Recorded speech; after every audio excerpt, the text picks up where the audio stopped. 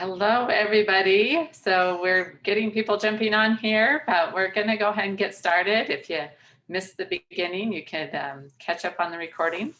So we're really excited to have this opportunity to talk to you guys about one of my big passions, which is health. And it's really been a big part of my life to be on this journey of finding out what it is that makes us tick and what it is that makes us sick. So first of all, I want to uh, jump in like with the first thing that I always think is the biggest question of why we should have answered. So I'm going to go ahead and start um, my screen share, and we'll have our visuals here. If I can make all this work. So what do you need to know about using whole wheat to get you started? So the answer that I think is always important to have whenever you start anything, whether it's exercising or eating healthy or starting a business or a family, any big thing that you're going to do in your life, we need to have the answer to why. So you're going to run into hard times. You're going to run into blocks that are going to try to keep you from doing what you want to be able to do in life, to upgrade your life. And if you don't know your why, if that's not clear to you, then you're going to quit when it gets hard, or when it gets in your way or gets in your face or whatever that may be. So it's really important that you know your why. I'm going to go into some of the why on the health side of things, but I want you to take time, if you're watching the recording, even, just stop this recording and write down, why are you on this webinar? And why would you take, time out of I know your busy schedule, and take time to watch this. So you have a why, otherwise you wouldn't be watching this. So you need to write that down and keep it somewhere where you can review it often, because there's going to be days that you need that reminder. Maybe it's about wanting to improve your health or the health of your family. And I'm going to share a little bit about my why as we get going here. Oh, I got to click. There we go. So this is our family, and this is at a reception that we had this summer, meet and greet for my cousin who was married last spring, but obviously we didn't have a reception last March, so we did it in September. This is my why. When I was, so it was 18 years ago, it was really close to, this time of year, about 18 years ago, that I hit kind of a big wall. Like my son had just been in the hospital, my infant son, and he got threshed and I got threshed. I was seeing him, and I was in a lot of pain. And I had dealt with, different types of pain, but this pain was pretty crazy. And I wasn't willing to quit nursing. So I decided I needed to find answers of how to get rid of the thrush. And I talked to my midwife, and she said, you're going to have to go off of all sugars, including fruit and natural sugars and everything.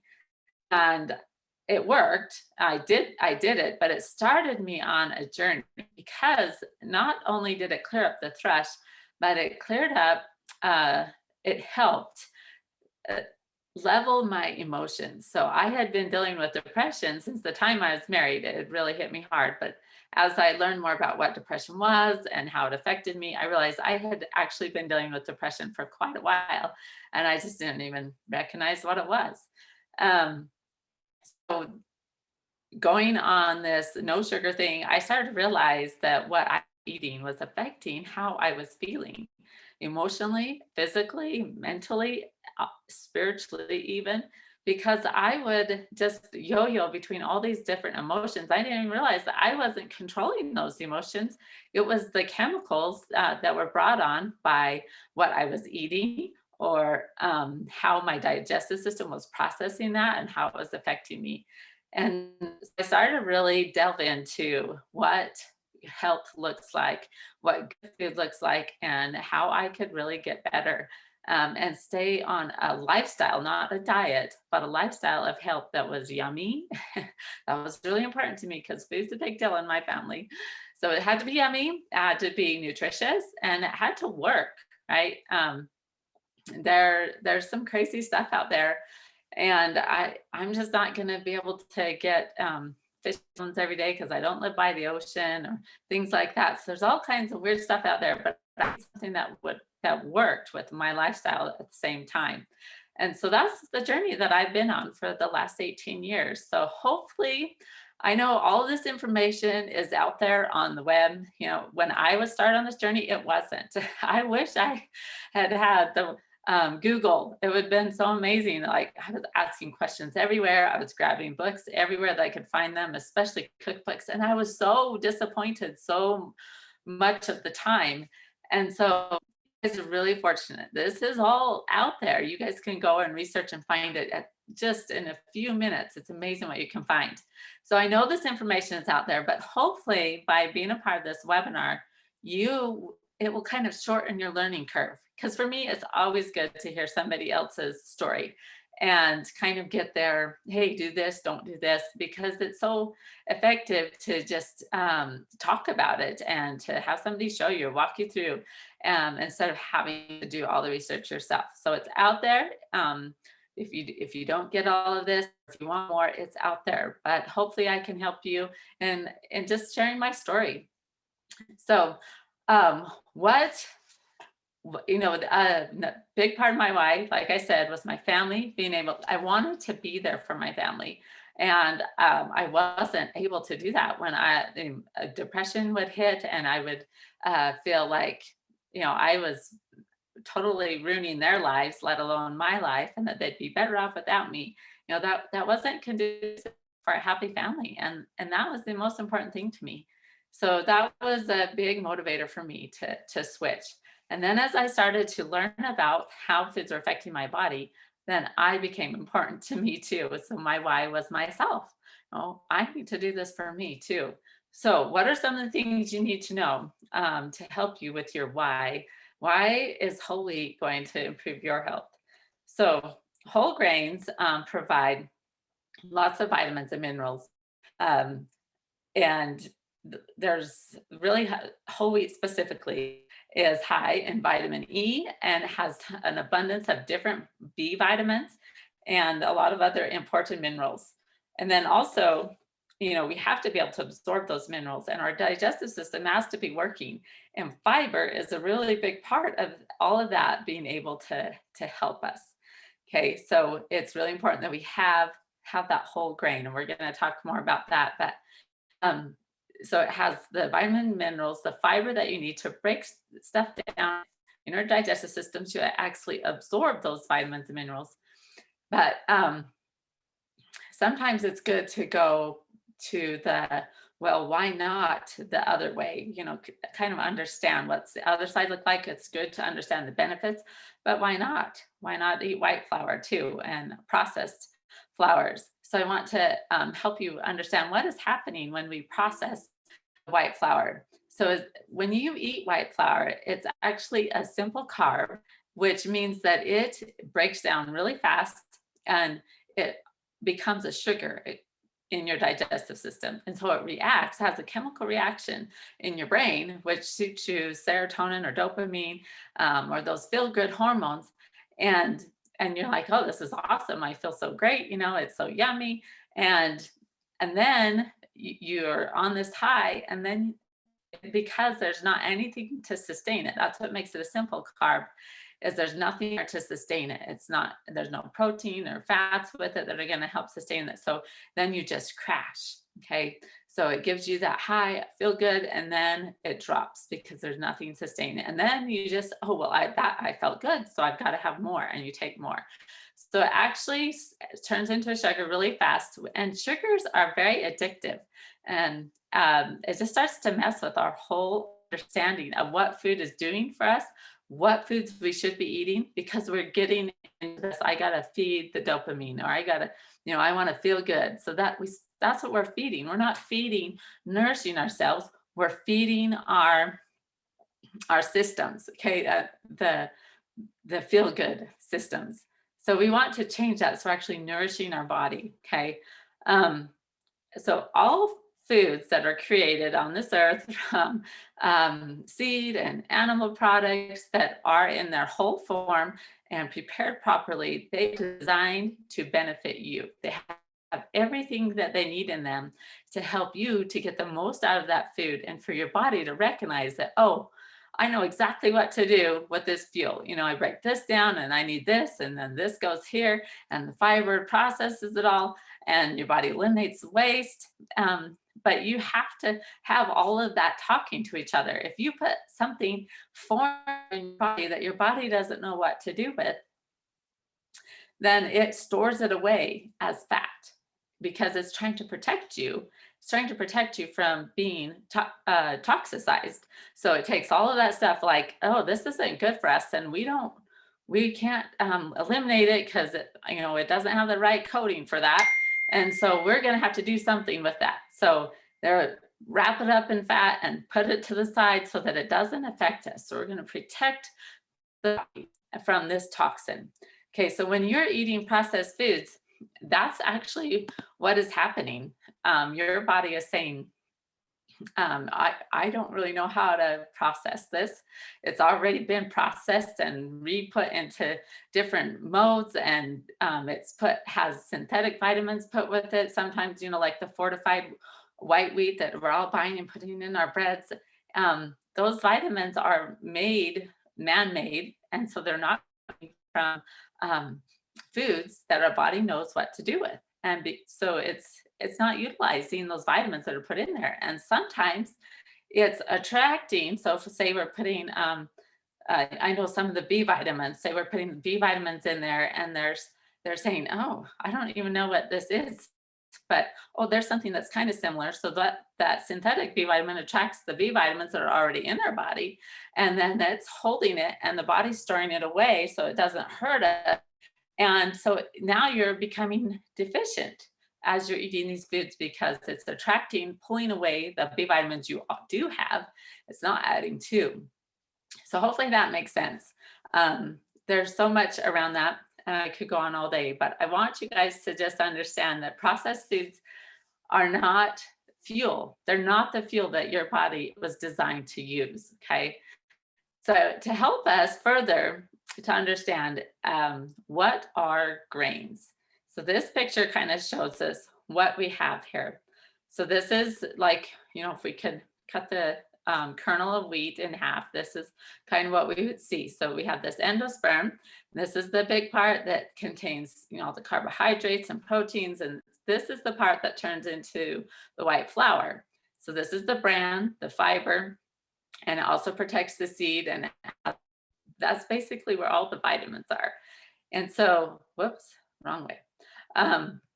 And then down here is the germ, okay? So it's a nutrient-rich core, and it's what is germinated to start growing more wheat, right? So we have to have all three parts of those for our body to really get the most out of our grains, okay?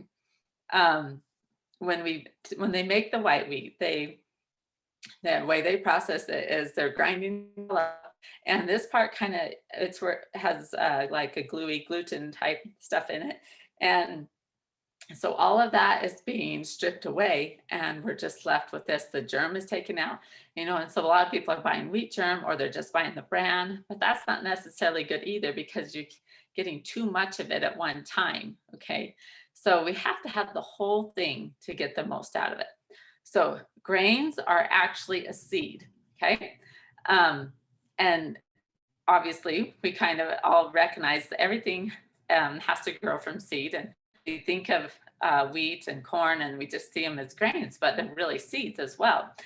And so just like all seeds out there, it takes a process for those seeds to be able to germinate, okay? So this is important because a lot of people think that they are gluten intolerant, and that's true. There are some that are. Right now, I'm still working my way back to eating wheat. Okay, so that's the real thing. Your digestive system has to be able to have what it needs to break down the gluten. But a lot of times people are confused because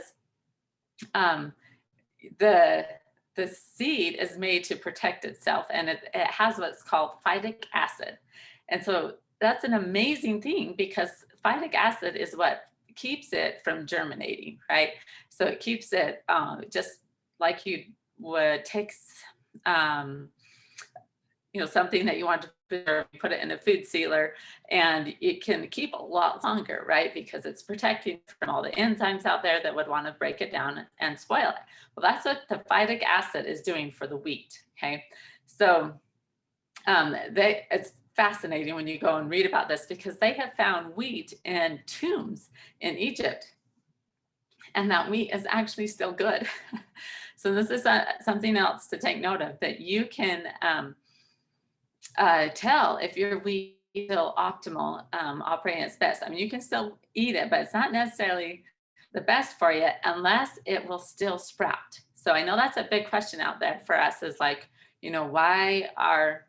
how do I know if this 50-year-old wheat from my grandma's food storage that she never used, how do I know if I can use it, right? And so that's one way that you can check it. And if it's that old, it probably will sprout. I know there's a lot that we've tried that are newer than that, and they haven't, and I'll tell you about that later. But so we take some and in a glass jar with some water, and shake it up good so everything's wet, and then you'll want to drain the water out.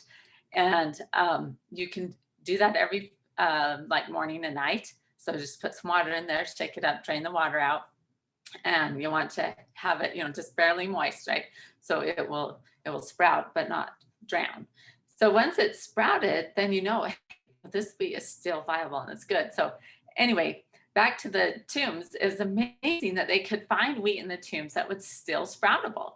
And what that told them is how valuable wheat really is, right? And how it can protect itself from being spoiled. But that also means that when we put it in our digestive system, it's kind of hard to break down. And so, because it has that phytic acid, and most of us have an enzyme called phytase. Most people have that or can create that to help break down that phytic acid so we can utilize the wheat. But sometimes that doesn't happen. And that's where the whole gluten intolerant thing comes in. And I'm going to tell you some ways when we get into more cooking ideas of how you can overcome that. So, but it's an amazing thing because it stores so well. And, if it gets moisture in it, that's what we have to be really careful about, right?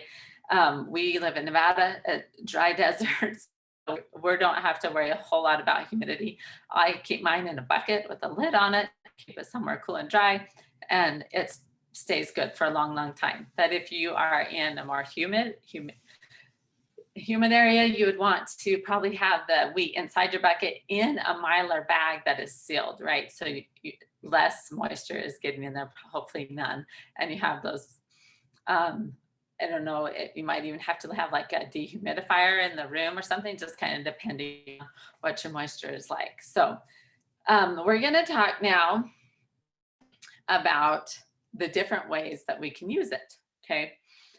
So the main one that we're going to talk about today is using it as just a whole grain and being able to grind it, and how to do that effectively and still make all the yummy things that your family wants to use.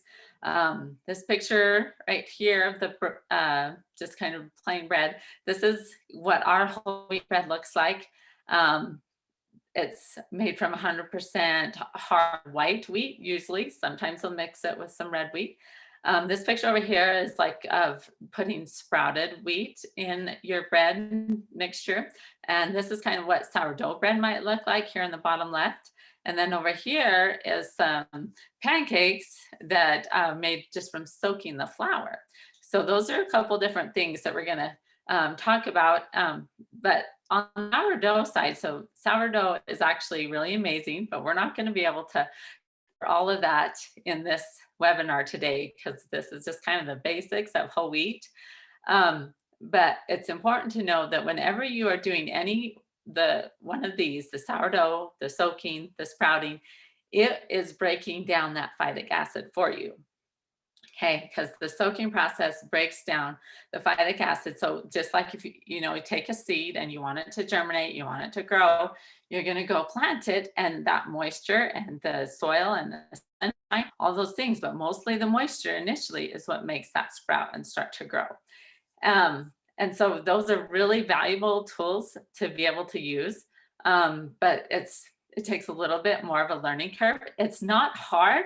It's just like learning a new habit, right? Like if you never brushed your teeth and all of a sudden you have to start brushing your teeth, it's not that it's hard. It's just you've never done it before and you have to make it a habit. Okay. That's exactly how sourdough and soaking.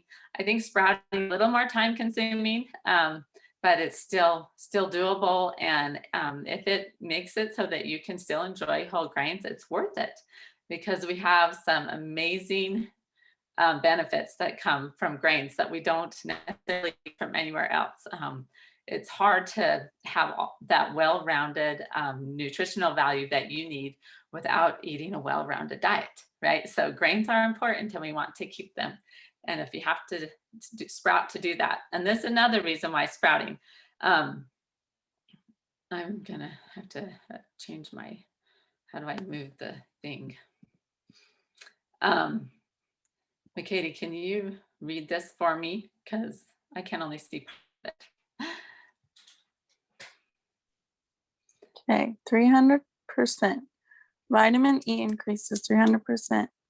Vitamin C, 60%. And the content of vitamin B becomes 100% higher. The content of vitamin B17, known for its prevention of cancer, is 100% higher than in unsprouted seeds. Okay, so I think this is so awesome. Thank you, McKatie. I kind of put her on the spot there. So she said 60%, it was actually 600%. And then it looked like 100%, but there's another zero there. That's 1,000% higher. And vitamin B is one of the hardest vitamins to supplement because you can't just start, grabbing B vitamins off the shelf and taking them because unless they're in the exact right proportion to the other vitamin Bs, your body cannot utilize them. So being able to get vitamin B from food is absolutely essential. And to be able to get this much from grains is really phenomenal. So I think this is really key to know because people are asking, why should I store wheat if I don't use it? Well, here's a good reason why we should be storing it and why we should be using it. Okay. And why we should be sprouting it if we're able to do that. And especially if you don't have access to other green vegetables. Okay. So this is kind of my backup plan, right? Right now, we have finally done it. We've built a walipini. We have a greenhouse. It's amazing. And we are getting so much greens from this greenhouse. And we're able to just pretty much stop buying most vegetables from the store. And so I'm really excited about this, but I haven't always had that. And so as I was storing wheat, it was twofold. I use it, I make bread, we make, pancakes, breakfast foods, lots of different things that we're using the wheat for. So use what you store. I totally believe that. And it's totally worth the learning curve. But also, I was grateful to have it for when I could not access fresh produce. How valuable would it be to just know that I could go and get some screens or whatever I needed to soak some seeds and then sprout them. And then I would have this much nutrition available to me, even though I wasn't able to go grow some in my greenhouse or go buy some from the store. So this is extremely valuable. One of the caveats with this is that a lot of people are saying, okay, so I want to sprout my wheat and then it's going to be extremely, nutritious and I'll make my bread out of it too. The problem is you're going to lose some of the value, especially the enzymes. So it's still worth it to sprout the wheat for it increases the nutritional value and the vitamins because more available to you, but it's also breaking down that phytic acid. But if you are looking at it for like a vegetable, you're kind of killing the enzyme properties of it when you go and you cook it at a higher temperature. There are recipes out there where you can make sprouted breads and you're cooking at a very low temperature, and it's going to be pretty dense and chewy. But hey, it's bread. I think it would be delicious. But just know that, okay, if you are looking for that vegetable type quality, if you bake it, you're going to lose that. Okay, it still has other benefits, but if that's your goal, then you don't want to be just making your bread out of that. You want to be, making cereals like muesli, and I don't even know all the names. There's lots of fancy, but you can just look up, whole grain cereal homemade recipes, that are involving the soaking, the sprouting, things like that. You could also juice the wheatgrass, grow the wheatgrass up. So that's a lot of there, but we're not going to go further into that today. Maybe another time we could do that. Okay, so getting to how you can just get started. Maybe some of you last year thought, okay, I've got to get my food storage filled up, and how can I actually use it without having to go through a huge learning curve of sourdough and all of those things. I just want you to be able to use it in the recipes that you're already making. I'm going to be giving you tried and true recipes that are going to help you to supplement a lot of things that you normally make, like breads and cookies and breakfasts and just all types of things, biscuits, so that you can really start to use the whole wheat. You'll know how to use it. You'll know to alter recipes so you can substitute with your favorite recipes. But I'm not going to give you any guarantees. It's kind of like, it's a science, or it's an art more than it's a science, right? So I can give you a few ideas, but you're going to have some failures, and you have to be okay with that. You can ask my family how many failures we've had, and what I've had to put them through to get to where I'm actually a little bit competent at it. I still have failures, unfortunately. But you could get some chickens, and they turn those failures into really yummy eggs, and that's one of them. So how do we cook with whole wheat flour? Let me see where I'm at on my notes here. Okay, so one of the important things, probably the most important thing, I don't know if I can click to the next line, click back. I don't know how to do that. So we'll just go with this, but is to be able to make bread, right?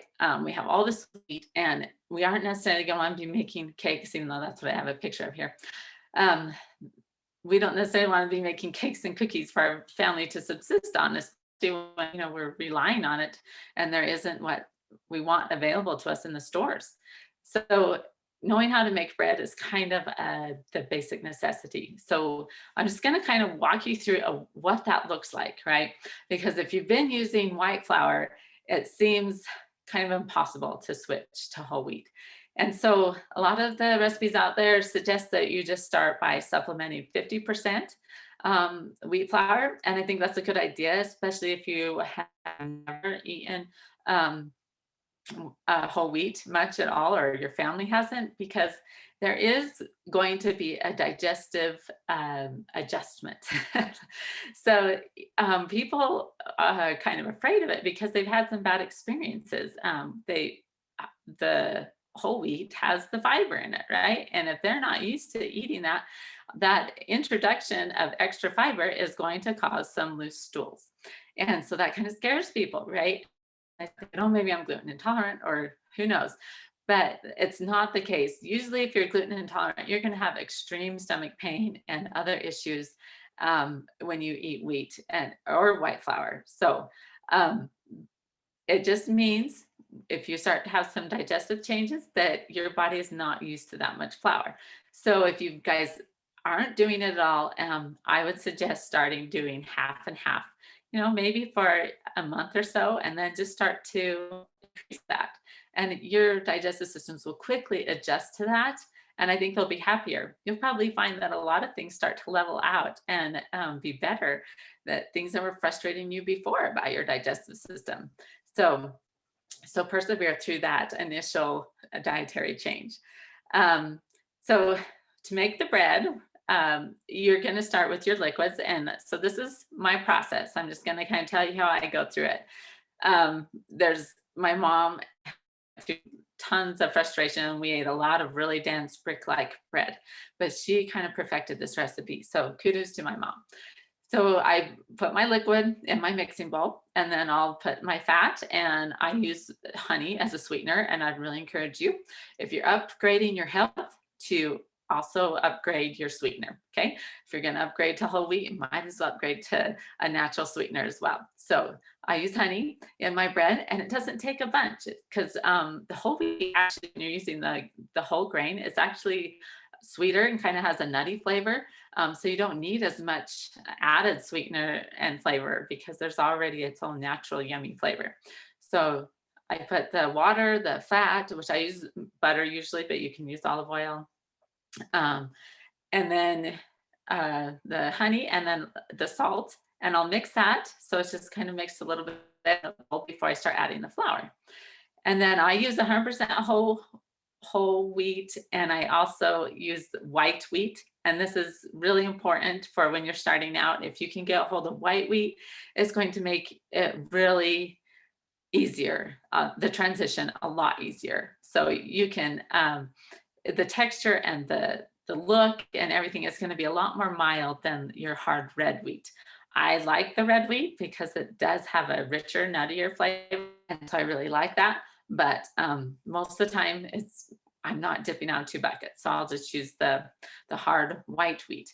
And so I fresh grind it. So I add in some flour to my water mixture, and I mix that. And what I want to do is to get the gluten working. Okay, so I'll put flour in there and get it mixing until it's kind of a pancake type consistency. So get enough flour into your water, so kind of a pancake batter consistency. So and then you want to just turn your mixer on and let that work. And you'll notice at first that your hooks are just kind of going through it, and it's just not really catching anything. But pretty soon, after 10 to 13 minutes, it'll start to kind of be looking like it's getting gluey and kind of sticking to those and kind of pulling it around, kind of elasticity, something like that. So once that's happening, you know that the gluten is starting to work. Okay. And that's really key for using 100% whole wheat, because it takes a little bit longer for that reaction to take place, and people just aren't used to that. So that's why they complain about having to make whole wheat bread, because they're like, it's so dense and it doesn't rise right. And that's why they don't recognize difference of time and getting that gluten working and how important that process is. So then I'll add in the rest of my flour, and I'll keep that mixing, and you want to kind of add in the rest of the flour slowly, okay? Because you don't want to normally you just kind of dump in the flour. I see somebody has a hand raised, so go ahead, McKatie. So you use yeast in the whole wheat bread, right? I think you can see this is why I make mistakes, because sometimes I forget about the yeast because I've got everything else and I think I'm done. But don't throw it out. If you forget the yeast, you get all the way to the end and forget the yeast, you just make tortillas out of it, and they're yummy, and your family will love you and think you're amazing. Okay, don't tell them you forgot. Just tell them you're making tortillas, not bread. So yes, once you add in the flour, so it's kind of pancake consistency, at the time adding that flour in, just go ahead and get your yeast in as well. And we're going to be sharing the recipe with you, so you have amounts and everything. And it does make a difference. You have to have a good quality yeast if you're trying to make just regular whole wheat bread that's 100% whole wheat. It does not like poor quality yeast. Okay, so the one I use is SAF, SAF instant yeast. And I just kind of buy it in bulk and keep it in my freezer. And so it's always good and fresh when I go to use it. I just pull it out of the freezer, put some in my bread, and it's always worked really, really well. And so normally when I talk to people, sometimes they'll be using it, but they'll be like, oh, it's probably old. But most of the time they're not using SAF. They're using a different type of yeast. So I'm not sure if it's just the yeast or the wheat or what it is, but give yourself every chance that you can by starting off with a quality yeast to make your whole wheat bread work. Thank you, McKatie. So after you have that pancake consistency, you're going to start adding in more flour, and you're going to want to keep adding the flour until it kind of starts to want to come together. But then you've got to slow down and even stop and let it mix for a while before you add in more. Because I kind of want it to come away from the sides of the bowl and start to really want to form a dough ball. But with using 100% whole wheat, it's really easy to get too much. And the reason why is it takes longer to absorb. It takes longer for the whole wheat to absorb the moisture. So you've got to give it time to absorb the moisture and keep it mixing. And if you're like, oh, it needs more flour, and then all of a sudden you got too much, and then it's kind of a mess. You can add water and kind of get it back, but then that's even harder.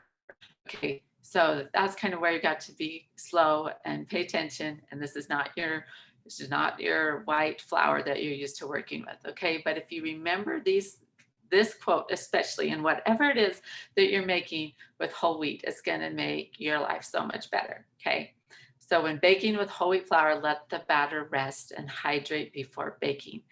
And I knew this with my bread, but I haven't necessarily done it with cakes, cookies and things like that. But I think it's so smart. Okay, so I would definitely, I'm going to start doing this with all of the stuff that I make with whole wheat. So just let it rest, at least 10 minutes probably before you stick it in the oven. And that will just help everything kind of absorb the moisture. And then when it goes to activate the rise and everything that you want, it's going to be a lot lighter. Okay, instead of getting that whole wheat dense that we always think of. Okay. Okay, so that's kind of, we didn't need the bread. So then once you have, kind of think you have the flour right, you're going to want to let that keep kneading. Okay, and sometimes it takes longer than others, and I don't know if it's temperature or too much flour. I mean, it does take longer if you have too much flour, but I don't have a time frame for that. But let it knead. I'll turn mine off, after about 5 minutes, and I'll grab some of the dough. And if there's a good stretch on it, then you know that your gluten is working. But if it just wants to stick really quickly, then it's not done kneading yet, and it will make for a denser loaf if you use it at that point. So you want to keep kneading it until you get a good stretch on it and it's not wanting to break. Okay, and then I don't do a double rise. I don't know if it's because it's a good quality yeast, but I just will let it rest in the bowl while I get my pans ready. So I'll butter my pans and turn the ovens on to 350, and then I'll butter my hands and I'll grab about 1/4 of the dough out of the recipe that we'll be giving you, and I'll form that into a loaf. And then you'll want to pat it to break up the air bubbles. And I'm sure any way that you are used to making bread will work too, but that's the way that we do it. That's how Mom's always done it, and it's worked pretty well for us. So we'll form the loaves and put them in the pans and let them rise, and they rise pretty quickly. So as soon as they're to the top of the pans, you'll want to go ahead and stick them in the oven. If you let it keep rising, you'll kind of get the holes on top of the bread, and it will just maybe have holes on the inside stuff. So you don't want to let it over rise, but it'll still rise a lot in the oven as well. So we break it at 30 minutes, and it's the best thing ever. And you slice it up, and your whole family is going to be there and ready with their butter and honey, and then we'll gobble it up before you're even able to pull the last one out of the oven, and you'll wonder why in the world you spent all that time making it. McKatie, this computer is going to die, and I didn't realize it was that low. So could you bring me a cord, please? Okay, so that's on the bread side, but the same, I think, quote here, it goes for the baking as well. And I'm just going to take this off for a minute so I can see you guys. And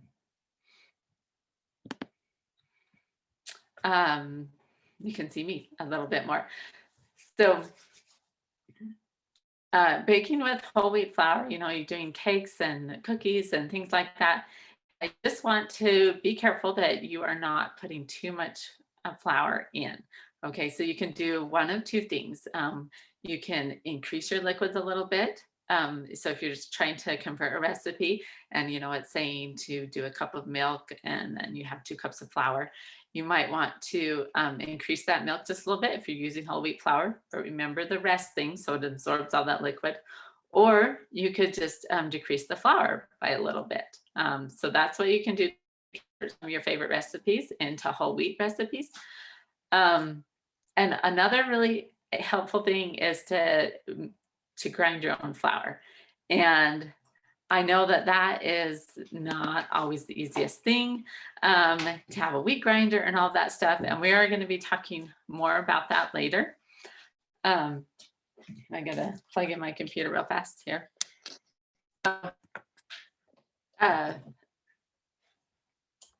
Where was I? So yes, fresh milled flour is really going to make a huge difference. I know a lot of people start into cooking with whole wheat and it just frustrates them because no matter what they do, even if they follow all the tips that I've given you so far, it still doesn't work. And then mostly it's because of the flour that they're buying in the store. So whole wheat flour, even though the whole wheat itself, the kernel, the grain will stay good for a very long time.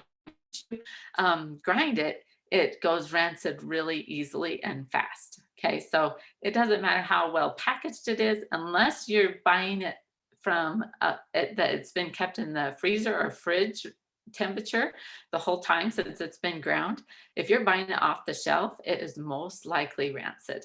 And so you really don't want to use that wheat. If you can, that fresh grinds it or keeps it at cooler temperatures, then that's a good way to buy it. But otherwise, I say the best thing that you can do, maybe you can just tell your family, this is my Christmas present, this is what I want, whatever you think that would be best. Okay, you just get that grinder if you're going to do this. It is so worth it. And they're really actually reasonably priced. We're going to get into the grinders in a little bit. So that's the important thing, is to either increase your liquids or decrease your flour, and then use freshly milled flour. And those are going to make a huge difference when you're trying to bake with it. And if you're trying for, I would not use the red wheat. And we're going to talk more about different types of wheats, but in your baked goods, I would not use the red wheat because that's more dense. And so, in your cakes and muffins, all those things, you want them to be liked and you want your family to be able to enjoy them more. So I would definitely use the 100% white wheat, hard white wheat. So those are those clues. I use whole wheat even as a thickener because in my gravies and stuff, I know a lot of people are like, well, I can't use whole wheat. I've got to thicken this. And so I still make it work. It still does an amazing job. And I think it really adds to the flavor too. So, if you're making brown gravy, you take, you've got your drippings from your meat and you can just take some cold water and mix in whole wheat flour. And then you pour that into your drippings and additional water if needed. And you start, and it still thickens. It may take a little bit longer or you might need a little bit more, but it still thickens. And I think it really adds to the flavor instead of being really bland and kind of gluey tasting. It's much more pleasant for me. I've also used it as a thickener for puddings. Doesn't work as well because it does taste, flour and nutty, and your puddings, you're not wanting them to taste that way. So I haven't found that it works the best, but it does work if you don't want to use other type of thickeners, like if you're trying to stay away from corn, so you don't want to use cornstarch or things like that. You can use the whole wheat flour as a thickener for those things. Okay, so I think we've kind of made all of the basics of how to cook with whole wheat flour. I'm gonna jump back on here and give you some ideas of how you can get started. Okay, so where is a good place to start? So all wheat is not created equal. Okay. And I think we're starting to see that everywhere and learn that where our food is grown and how it is processed, it really matters. It really affects the nutritional value. Okay. So we have to be aware of where we're getting our wheat, what is happening to it, and how we can make sure we have good wheat. Okay, so there are different types of wheats. Um, there's, like we talked about, the red wheat and the white wheat, and those are pretty similar besides the things that we mentioned, but they're hard and they are higher in gluten. Okay, and then you have your soft wheats, which are used mostly for pastas. Okay, so if you're into making pasta, which I haven't really done much of, you might want to look into like getting a soft Durham or soft white wheat or things like that, because that will give the right consistency. They're lower in gluten. And that's why you don't want to get the soft wheat to be making bread and things like that with.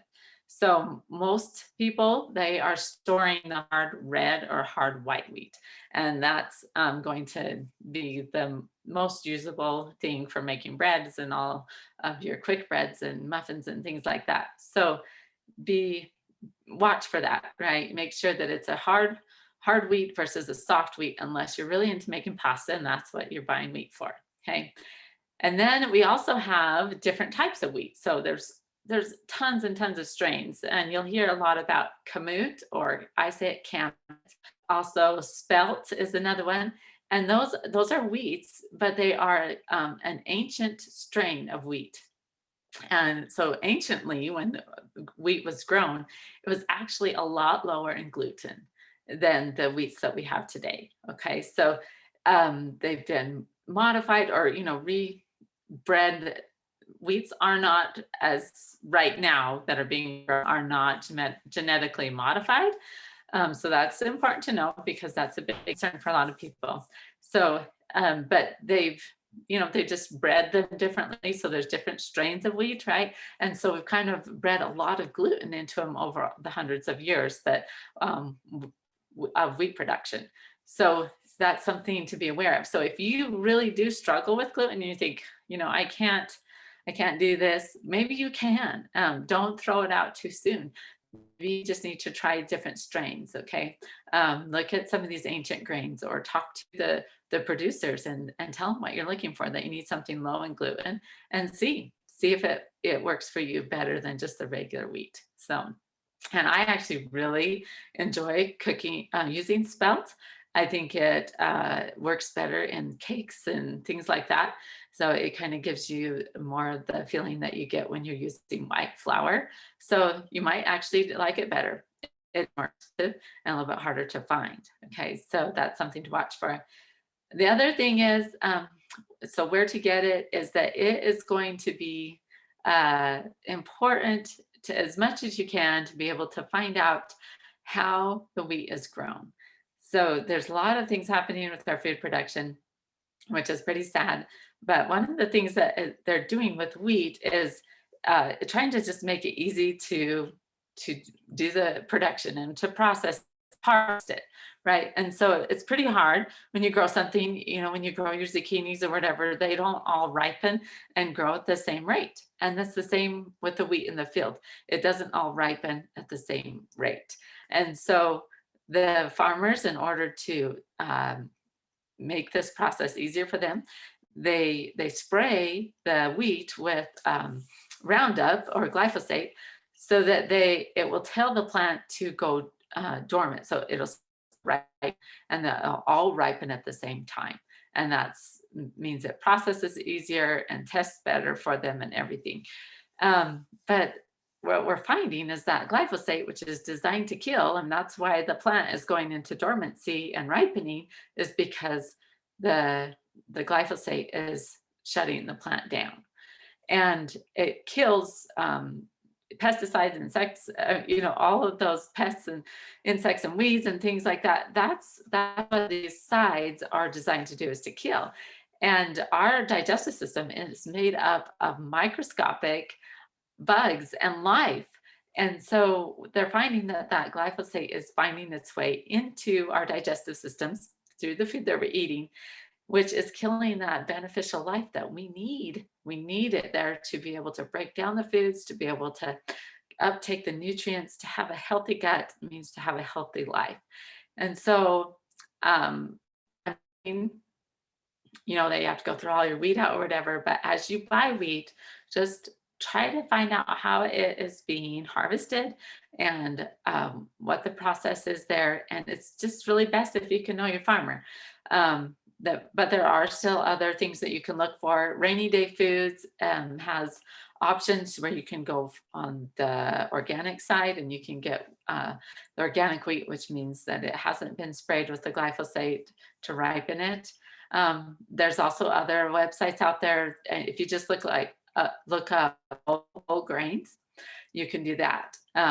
If you live close to me, if you're local to Elko, we have an amazing farmer who grows wheat up by Owyhee, and he just does a phenomenal job. And he has a high level of integrity about what he's growing, what the quality is, and how it affects our digestive system. So he's really committed to that.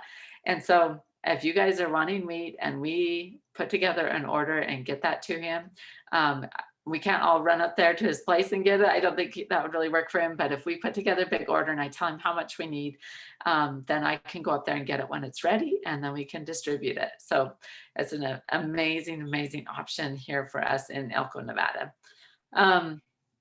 But yeah, usually you're going to find somebody in your area. Just keep asking questions and try to find somebody that you know and know how they're growing their wheat. It's becoming more and more common, fortunately. But we'll move on to the next one, which is wheat grinders. And let me see, can I just go over here to this other so I want to show you here what some of these wheat grinders look like, okay? So this is a website that I just looked up, Pleasant Hill Grain. It has these different types of wheat grinders on it. And I'm thinking most of these are like stone grinding ones, all these wood type looking ones. I haven't done much research into those because back in the day when I was buying a wheat grinder, the stone grinding ones were a lot more expensive. And so I was just trying to find something that I needed that would get me by, because I got a used one when we got married and it was amazing, and it had a container on it. I could grind a lot of wheat and it was really awesome. And then that one went out and I finally had to get another one. And this is the one that I have now. That's called the Wonder Mill. I do like it for a couple of reasons. You can put 10 or so cups in the top and then grind it. You can adjust how fine you want it. If you're really trying for that lighter baked good, you can turn it really fine.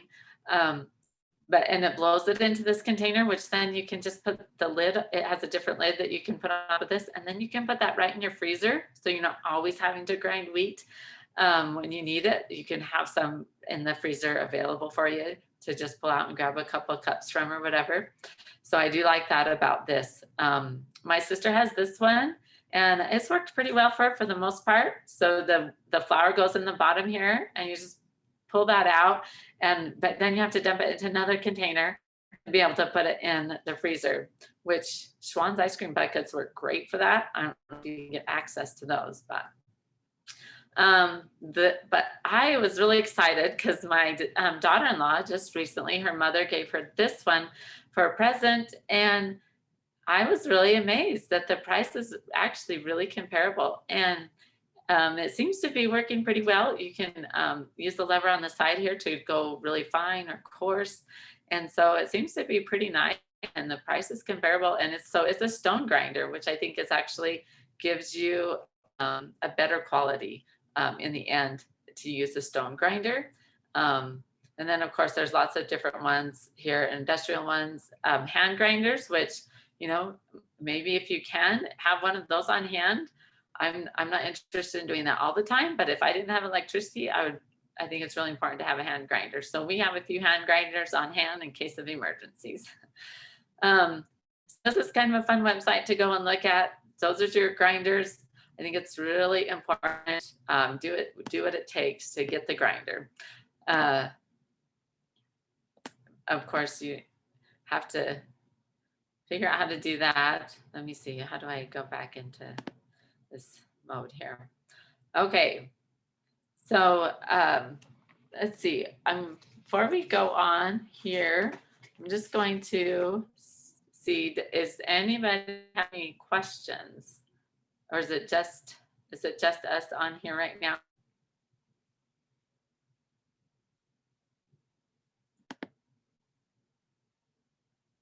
Who all do we have on here? Okay. All right. So what we are going to do, those of you who are going to be listening to the recording, we have a bunch of recipes that we're going to be sharing with you. So if you want these recipes, I need you to email me with your email. And we do all kinds of things through our email. We're sharing lots of health tips and recipes and what we're doing on our ranch here. And so if you want to receive all of our emails, you can tell me in your email, just email me and say, I would love to be on your email list. If you just want the recipes, then you can just email me and say, I want the recipes. Or if you just want to receive updates about future classes and things like that, then tell me what it is, what communication you'd want, and we'll make sure that we get you on the right list to be on our email list. So we have the 10 recipes that we'll be sharing for sure. And well, it's more than 10 if you count up all these different ways that you can utilize these things. And this is just to get you started. Okay, these are tried and true recipes that I know work really well, and we have just really enjoyed these. But you're going to be able to take this knowledge and convert your favorite recipes, or you can take any of these recipes and make adjustments. Just like this applesauce cookies one, this is a recipe my family has used forever and ever. And like we would take them to school and everybody would want to trade us out of our cookies. And we thought it was great because we never got bought in cookies. So we would love to trade our cookies for their Oreos or whatever. But yeah, this is a picture of kind of what they look like, and they're really yummy. And there's so many different ways that you can use them. So you can use them for pumpkin cookies, the zucchini bread cake. You can use it for carrot, the same recipe. You can just substitute carrots. There's so many things to do. So, wow, sorry. Let us know if you want the recipes to help you get started. Okay. So we really appreciate, I know you guys are all really busy, and I know it's hard to take time out of your day, but you're worth it and your family's worth it. Okay. If you're not there yet where you can say, I'm doing this for me, but you can do it for your family, start there.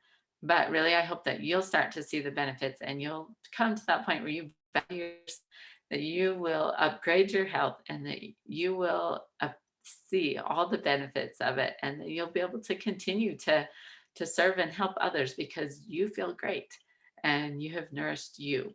And that's really what it takes for us to be able to accomplish all that we can in our life, and all that we want to accomplish is by being able to feel well enough to do it. And so upgrading your health is key. It's essential. I really encourage you to take the leap to buy the wheat grinder or to buy the wheat, to just get started. You might even have to go cold turkey and just throw out all the white flour in your house and make yourself use the whole wheat. And you'll be surprised how quickly you'll be able to make the change and make the adjustment. And it's not going to be that much harder, but the benefits are so worth it. So you can contact me, you can email me, jsranch, like ranch dressing, 96@gmail.com. So again, it's jsranch96@gmail.com. So you can email me with your email and tell me what you want, and we'll send that out to you. So we'll take a few days to finish getting the recipes all put together, but we'll get those recipes out to you. We have a website, rubymountainfoods.com. So that's Ruby, like the gem, Ruby, and mountain all spelled out, foods.com. And so you can see what our ranch is all about and what we're doing there. And what's really important to us and how we're helping people. And then we also have our grass-fed beef available on our website. Right now we're doing ground beef, and then we're taking pre-orders for this coming summer and fall. So if you guys are interested, please in your email, tell me what future classes you would be interested in. I didn't really get to going over sourdough and what that would look like. I think it is a huge upgrade to be able to go from cooking, just switching out whole wheat from white flour. It's an even bigger upgrade to go to using that sourdough. And it's actually even a little bit easier when you're trying to do some of the baked things like cornbread and even pancakes and waffles. I found that I like them even way better than just the plain whole wheat. I like the sourdough or the soaked or buttermilk, we call it. So I'm going to be sharing those tips in the recipes, some of it, but sourdough class I think would be really beneficial if you're interested in that. So let me know if that's something that you'd like to see in the future. And then also Katie and I, and maybe McKatie will teach this one, but she has been doing a lot about gluten-free cooking because I didn't know how to take care of myself, and my gut did become damaged enough that I was not able to handle wheat, and some of my children have gotten to that point as well.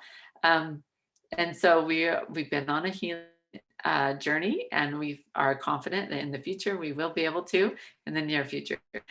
We've been working at it for a little over a year now, so we're pretty excited about that. But sometimes you're just at that point where you can't handle it, and so gluten-free is not as miserable as you think it is. And so we could do a class and help you with some of that if that's something you're interested in as well. So if there's any way that I can help you, please reach out to me and we'll see what we can do. Thank you for taking the time to watch this. Hope you guys have a great day.